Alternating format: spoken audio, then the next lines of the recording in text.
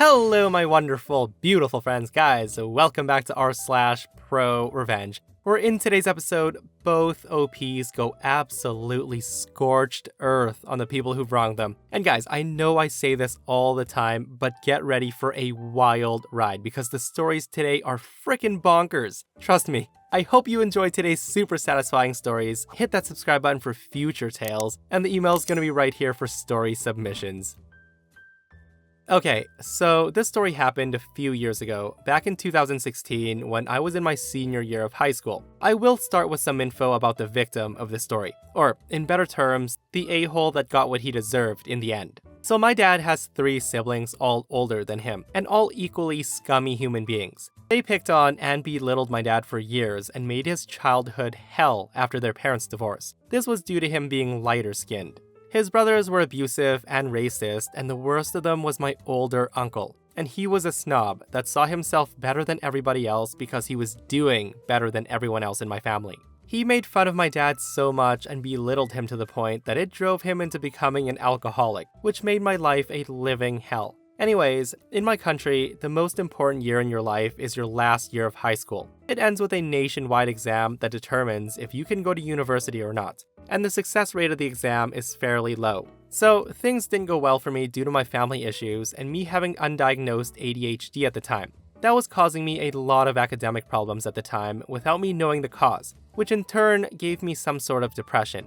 It goes without saying that that year ended up with me failing, and due to the importance of that exam, people saw it as a shame and kind of a big letdown. Now, my family has never had a relationship with my uncles, especially since they all looked down on us due to my father being an alcoholic, and us being dirt poor, which made them think even less of us. Now, I do want to say that they stole all what my dad inherited from his father, including a house and a piece of land that could have lifted us to at least the mid-class level. So one day, my older uncle that I last saw when I was 7 came to visit, 3 days after I failed my diploma. Now, I already hated the guy after all the stories I heard about him, and his visit did feel weird, like he had no business being around us at the time, and somehow he came uninvited. My mom sits him down and he starts making the usual small talk, and then she called me over saying that he wanted to say hi. The basic conversation happens. He tells me how much I've grown, how long it's been since we've seen each other, and then he tells me that just like my dad, the apple doesn't fall too far from the tree, letting out a sarcastic laugh. Hearing that, I asked him what he meant. And he says, "Well, I heard you failed your high school exam. I guess this branch of the family is bound to be the loser side." After he said that, I got really angry. I told him he had no business being here, and if he's just here for this, then he can just F right off. He then said that my mom didn't raise me well, and what could he expect from hood rats? After that, things became a shouting match, and I left. After what happened, I was mad for a while, and I couldn't forget the humiliation. So I decided that one day, I will exact some revenge, so I started to plot against him. So I did some digging. I discovered that all of his businesses and assets are on his wife's name, and he basically owns nothing due to him committing tax fraud and ripping off his former business associate out of a lot of money before declaring bankruptcy. He then transferred the money and everything he owns to his wife to evade taxes. I came into contact with former employees that agreed to testify. So fast forward a few months, and trust me Reddit, I made this account just to tell this story. Because what happened later was basically a gift from the gods that helped this revenge ruin him. On one random day, he came to our house again to speak to my dad, because he wanted to make a golden custom ring for his daughter for her 10th birthday, as my dad's a jeweler. So while he's in our house, he called me out asking for a phone charger because his phone was dying. And at that moment, I almost jumped from glee. I thought it's my chance to get his phone and dig around. Maybe I can find some documents or emails that can later be used in the police case I was assembling against him. I told him I don't have a brick, but I can charge his phone with a cable from my laptop. So my uncle, not knowing any better, gave me the phone without batting an eye. His phone did have a passcode, and clearly I wasn't going to get that from him. My plan to snoop through his phone went down the drain, but I removed his SD card, put it in my laptop to see if there was any pictures or videos on there that I could use against him, and I struck gold. It was basically a full-blown X-rated video of him with another woman, with his face fully shown, clear as daylight, and I was literally singing to myself from excitement. For a few weeks, I made a Facebook account and made it look like it was his mistress's account. After that, I added his wife and texted her saying that I'm her husband's mistress. Now, she didn't believe me at first until I gave her too much personal information that I knew about him, and that's when she started to believe me. I told her he's been lying and he said they were divorced and promised me marriage. She then requested to talk to me on the phone, and that's when I made a female friend help me out. After the conversation, his wife was destroyed. I then sent her the video as proof, and shortly after that, she filed for divorce and sued him for infidelity, which lost him custody and visitation rights for his girls. In the end, after the court battle, she took everything from him. The house, all of his money and assets they had were under her name. Basically after that, he became a homeless man without a single penny to his name. But that wasn't enough for me. I then meet up with his former business partner, who he essentially screwed over, who hated my uncle's guts. I told him everything, and how the employees are willing to testify against him in court, and he agreed to file a lawsuit. So the cherry on top came was when his ex-wife testified that he threatened her safety and her kids' safety if she didn't let him put the assets on her name to use her as a tax evasion tool. So due to their previous divorce case, the judge needed to hear no more. That man got hit with 15 years in jail so fast that he couldn't even comprehend what happened. And he'll never see his family again, and he'll never have his fortune back. Guys, all I can say is geez Louise, talk about going scorched earth on someone. Honestly, being that sleazy and having committed all those crimes already, sooner or later, I feel like it would have caught up with him. Guys, I will say this, however, a lot of people are not fans of what OP did to his uncle, saying the punishment was way overkill for the few words he said to make fun of OP and his family. But hey, mess with family and you will regret it. Let me know what you guys think though. Did the sleazy uncle get what he deserved? Okay, so this story starts 31 years ago, but the revenge part was pure serendipity that began 2 years ago. I'm just gonna shorten most parts because it's a crazy ride. So in 1990, when I was just out of middle school and my sister was in elementary, my dad met his third wife at the only gas station in our town. They soon moved in together, and my dad abandoned us in our basement apartment to live on a shanty houseboat that didn't run to live with her. He would show up every other week and give me $40 for groceries. Eventually, someone figured out the situation and called my mom. We went to live with her, which was, believe it or not, worse. My dad and his shanty wife got married in 1991. Not long after, she called me and told me my dad's brain tumor had returned. It hadn't, and that he couldn't handle the stress of being around us. She told me the only people he could bear to be around was her and her son Shorty, who was my age. When I called my dad to ask if this was true, he said it wasn't, and he couldn't believe that she would say that to begin with. This was one of our last conversations until 2 years ago. Now, there's not much in this middle part of the story. I worked my way through college, living in my car from time to time. My dad and I were no contact, but I heard from family that he'd bought a house and put his son through some vocational classes. When my grandmother died, Shorty and shanty wife shows up in a truck and took all the furniture and anything else that wasn't tied down or already gone. Eventually, I went no contact with my dad's side of the family. I struggled for years, decades really, but I made it. I have a great job and a good family now. The best revenge is living well, right? So 2 years ago, on October 2019, I get a call from my dad's brother, Alan. He told me my dad was in a nursing home in another state, and that I need to go see him because he needed my help.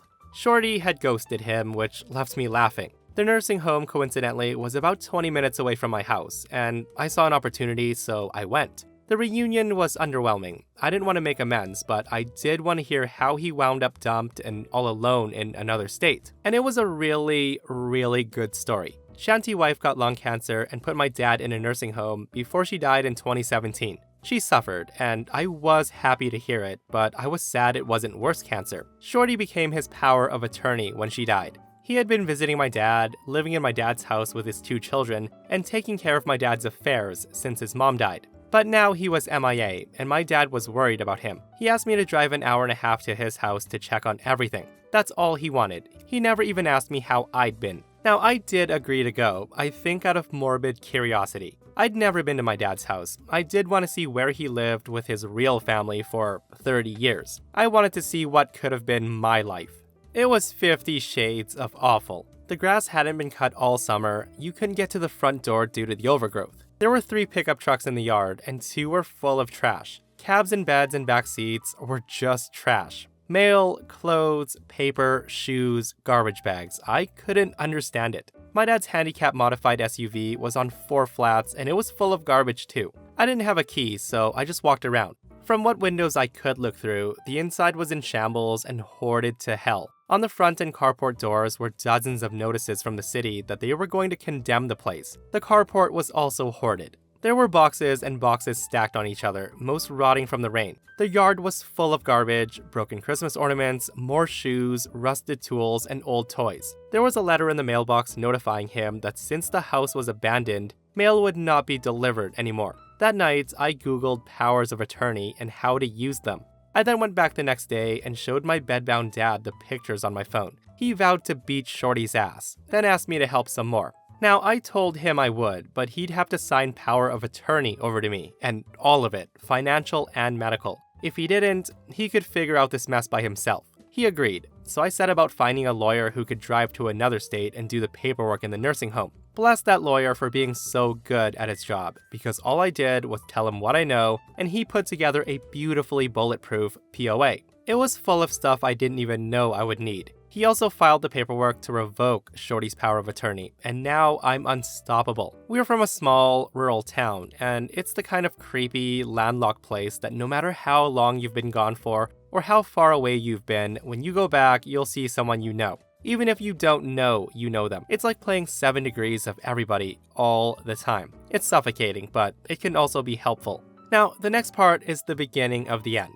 I got to work the next morning. I didn't know how scorched the earth would be when I finished, and I didn't want Shorty or anyone from his prolific inbred family trying to find me, so I made sure nothing I did had my name on it. I opened a Google account for my dad and got a Google number. I opened a PO box for him in his town. I put in a mail forwarding notice. I pulled his credit report. I took the POA to my dad's small town bank and changed the address on his accounts and got new account numbers. I then requested copies of every transaction back to the day Shanty's wife had died, about 13 months worth. I then had to go to the main branch, 2 hours from my house, the next day to pick the records up. I sat in the lobby all afternoon going through the account. I then cornered a service rep and got a crash course in his debits and deposits, and this is when I figured out the extent of Shorty's staggering stupidity. So my dad got about $5,000 a month in disability and social security every month. Twice a week, Shorty was going into a branch and withdrawing cash.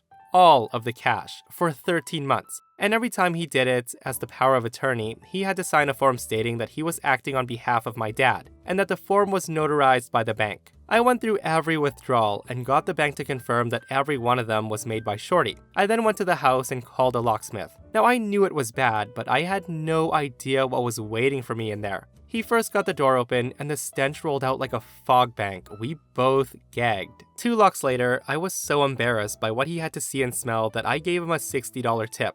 And with the shiny new keys in hand, I called the cops. I told him that I was power of attorney for my dad, was checking on the house, and there were 3 vehicles there that didn't belong to him. He asked me if I knew who they belonged to, and I told him no, I just want them towed. He told me to call the tow company and he would meet them there. They showed up with 2 wreckers. The tow truck guy gets out and asks me for a signature. I only signed my first name, and as I was signing, he said, "Hey, do you know Shorty?" Now, I was running on pure hatred at this point. I surprised myself, so I said, "Do you?" The guy said he did, and that he's an a-hole. I responded, "He might be. And hey, can you do me a favor? If you see him, will you tell him that so-and-so is coming for him?" His bravado evaporated. He knows a crazy bitch when he sees one. They towed the trucks. When everyone was gone, I opened the door in the carport to peek in. The sun was going down and it was dark in the house. I heard something faint, and after a few seconds, I realized that it was roaches and rats doing their roach and rat stuff. I could smell it in my hair.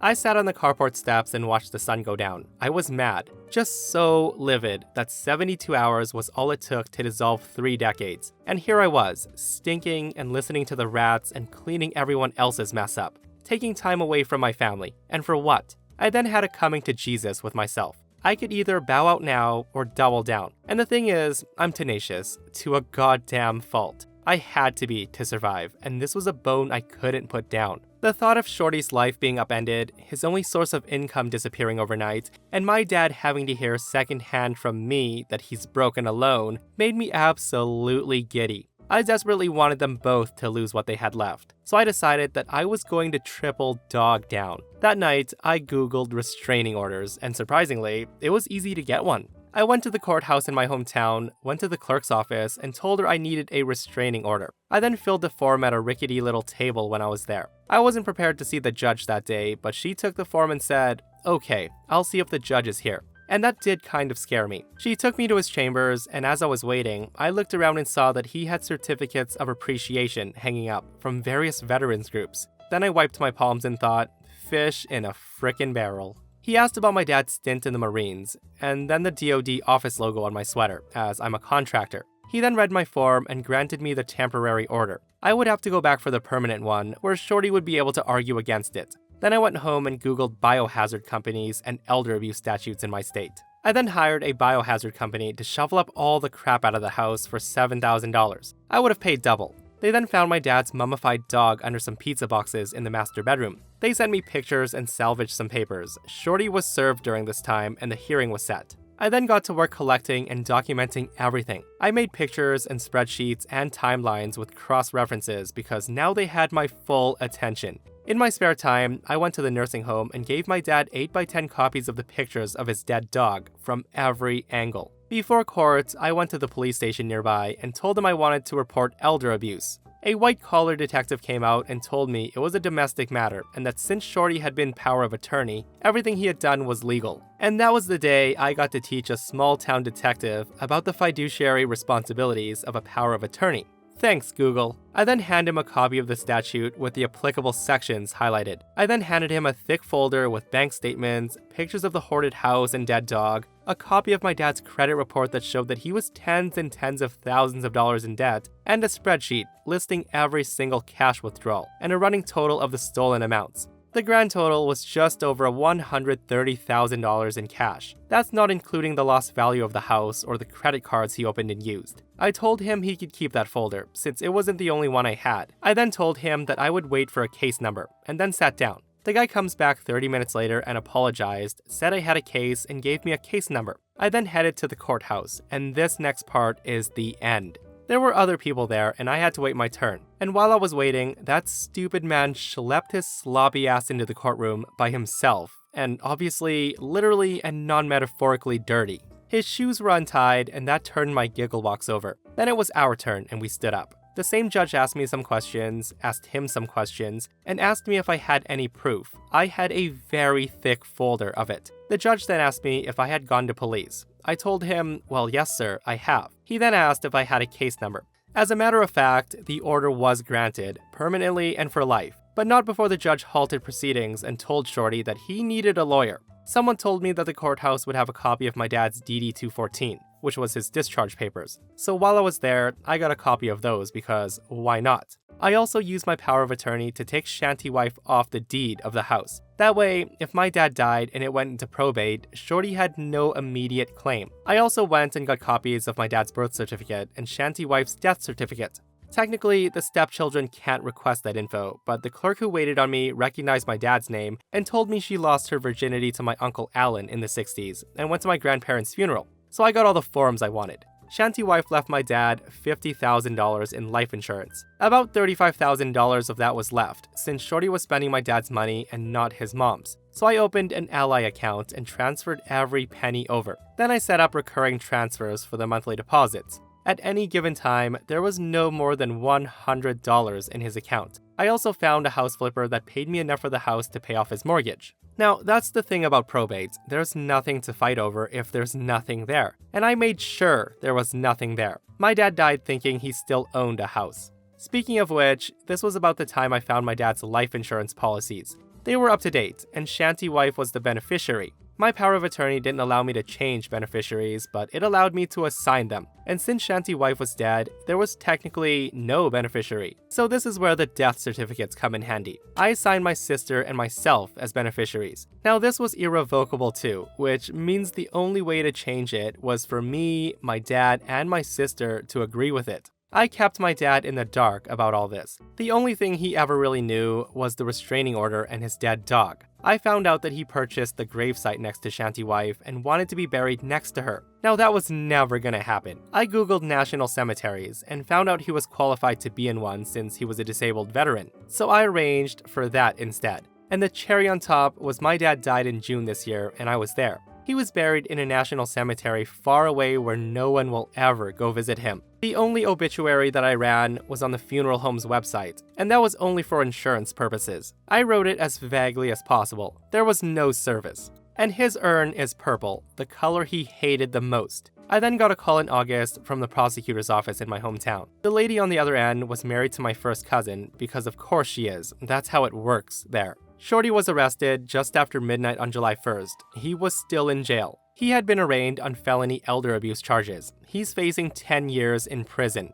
She told me not to expect the trial anytime soon, as it can take up to 3 years for it to happen. I told her that was awesome, since the uncertainty will hopefully haunt him. And after all that, he's still got prison to look forward to. So he lost his kid, he lost his dad, and I'm spending his mom's cancer money. He lost his free house and trucks, and he has no credit, and will never be able to get any sort of decent job, and will hopefully for a long time not be able to find a decent place to live. And at night, I sleep like a frickin' baby. Holy crap, guys, the story was too frickin' insane. So for all of you who are interested, OP attaches multiple pictures to this post. So this here is Shorty's mugshot, and this is one of the many notices left by the city, and this is what the house looked like inside and outside.